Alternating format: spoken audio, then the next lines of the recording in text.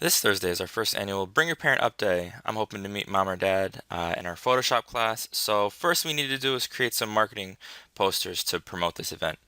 So here's one example. You can see that I've got a sort of red, black, and white color scheme. I'm going to show you very quickly some easy ways to change it, and I want you guys to use this text, but be inspired in your own way and do what you want. First, however, I'm going to show you how to quickly modify color. So I've got the Welcome Parents layer selected, and I'm going to hold Control and select of students at the Academy or planning, so these top two layers.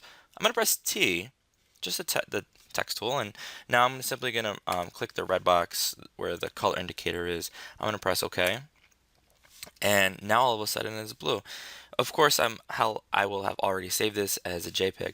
And now what I'm going to want to do to keep the colors consistent is I'm going to go down, and here I got these layers I created with the marquee tool. I'm going to press Control E twice, and so now I've merged all these layers. What I'm going to do now is hold Control, select this area. I'm going to press Control J, Control Shift N to create a new layer. And now I'm going to use the eyedropper tool, select the blue that we just selected, use the paint bucket, and wow, all of a sudden that's looking pretty nifty. Now you're not limited to a simply desaturated background. In fact, you can do anything you want. I'm going to be going around snapping some photos today, and we've got a whole archive of photos featuring you guys as well as other students in the school. Here's a nice one.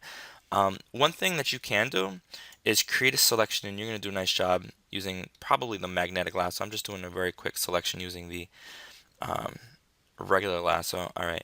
So now what we can do is if we press Control Shift I to invert the selection, let's go to Filter, and we can do all sorts of fun things. One thing that I would encourage you guys to use a little bit more often is the Gaussian blur. So if you go to Filter, Blur, Gaussian blur, now what we can do is adjust the radius. So that background is way too blurry, right? And I don't think that's quite enough, so I'm going to experiment. I think just about 6 or 7 looks pretty good to me. I'm going to press Control D, and now I'm going to press Control Alt 0 to bring it to 100%. That looks pretty cool. We can see that the student and teacher are definitely emphasized. If we want to use another filter, we can just simply go to Filter, I don't know, something fun. This looks crazy, but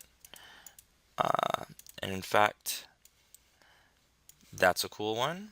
Let's try stained glass, and we know that the colors are influenced by the foreground and background. And the reason a moment ago is coming out all red and blue is because of my foreground and background, of course, red and blue. So if I wanted to do something like this, hypothetically, if this is what your heart is saying to you, you can simply take it and you can sort of just drag it in like so. Make sure it's above the appropriate layer. You're going to want to change the logo to match the color scheme as well.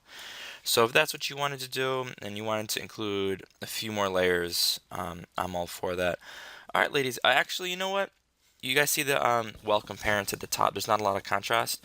What I did was I created a, there we go.